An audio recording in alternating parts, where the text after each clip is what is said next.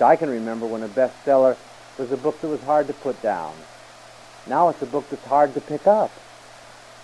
Certainly, the excess verbiage of these works could be eliminated by the use of some of these short, to-the-point words that I've suggested.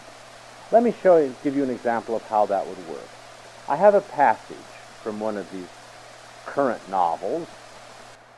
She says, and I quote, "The words that you have said to me are mere shallow pretense and despicable nonsense, Sir Samuel. If you attempt once more to deceive me in this manner, I will have no alternative but to depart from your presence with unceremonious haste."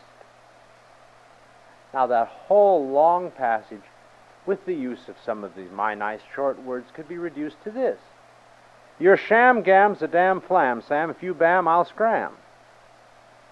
It may be argued that the use of some of these words might create a little problem in intelligibility, but that brings me to my next group of words, gammon words.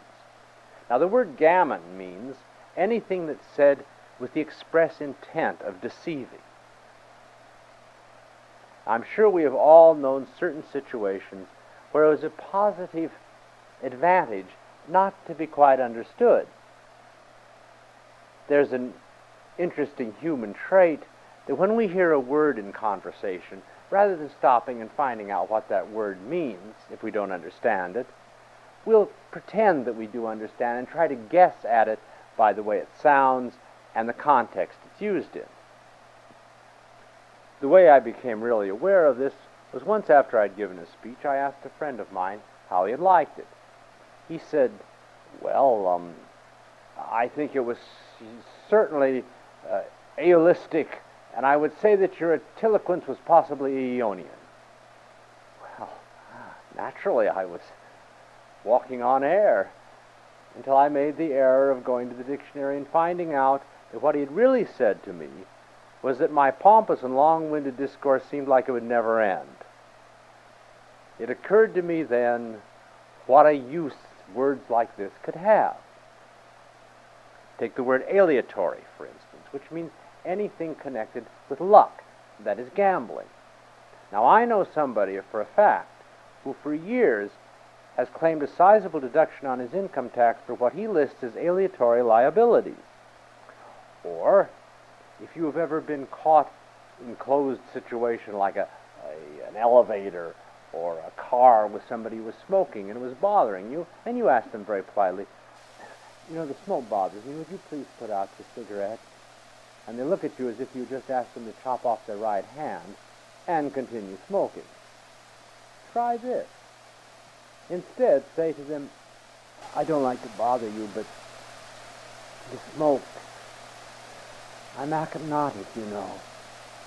Well, rather than risk the possibility of you immediately collapsing at his feet in an achypnotic fit, the person will undoubtedly put out his cigarette or cigar.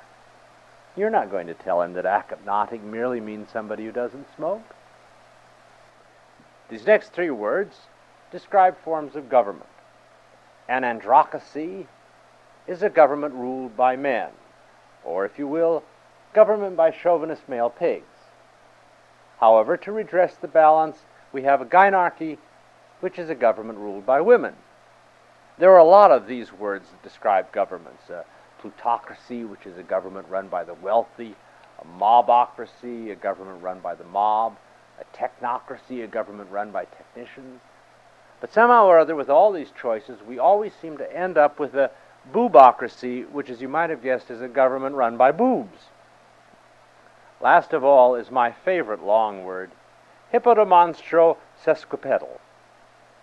Now, a hippodemonstro sesquipedal is not a hippopotamus-like animal with 6 feet.